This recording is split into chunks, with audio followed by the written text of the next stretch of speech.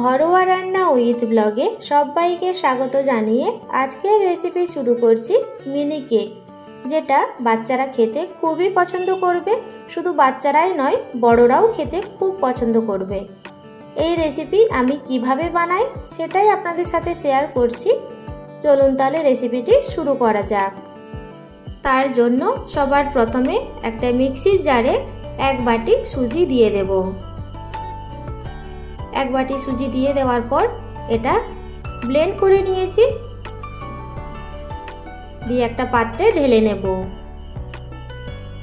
ঢেলে দেওয়ার পর ওই একই বাটি মেপে হাফ বাটিরও কম গুঁড়ো চিনি নিয়ে নেব আর দিয়ে দেব সামান্য লবণ। দিয়ে দেওয়ার পর ভালো করে মিশিয়ে নেব। ভালো করে মিশিয়ে নেওয়ার পর এখানে 1 বাটি দুধ নিয়েছি, অল্প অল্প দুধ দিয়ে মিশিয়ে নেব। দুধটা হালকা গরম রয়েছে।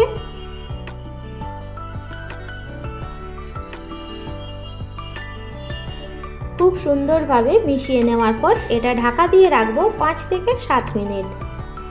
5 থেকে 7 মিনিট পর ঢাকনা সরিয়ে দেব। দেওয়ার পর আবার ভালো করে মিশিয়ে নেব। মিশিয়ে নেওয়ার পর এর মধ্যে 2 চামচ ডেসিকেটেড কোকোনাট দিয়ে দেব আর তার সঙ্গে দিয়ে দেব মিল্ক মেড 2 চামচ। দিয়ে দেওয়ার পর আবারও ভালো করে মিশিয়ে নেব। এর থিকনেসটা হবে এই রকম। এর মধ্যে 3 চামচ বাটার দিয়ে দেব। বাটারটা আমি গলিয়ে নিয়েছিলাম। আমি এখানে বাটার ব্যবহার করছি, আপনারা চাইলে সাদা তেলও দিতে পারেন।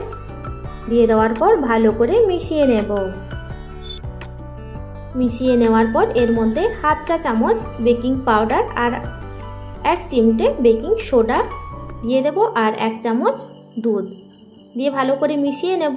আর এখানে যে 1 বাটি দুধ নিয়েছিলাম তার থেকে কিন্তু 1 চামচ বেশি হয়ে গিয়েছে। ভালো করে মেশাতে হবে।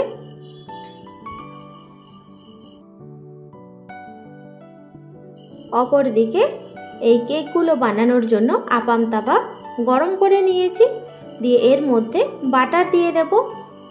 আপনারা চাইলে সাদা তেলও দিতে পারেন। বাটার দিলে এই কেকের টেস্ট অসাধারণ হয়। বাটার দিয়ে দেওয়ার পর এর মধ্যে সুজির মিশ্রণ দিয়ে দেব। সুজির মিশ্রণ দিয়ে দেওয়ার পর এটা ঢাকা দিয়ে রাখবো 5 থেকে 7 মিনিট একদম লো ফ্লেমে। 5 থেকে 7 মিনিট পর ঢাকনা সরিয়ে নেব।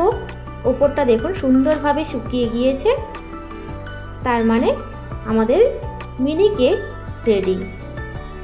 একটা প্লেটে নামিয়ে নেব। এই মিনি কেক দেখতে যেমন সুন্দর, খেতেও কিন্তু অসাধারণ।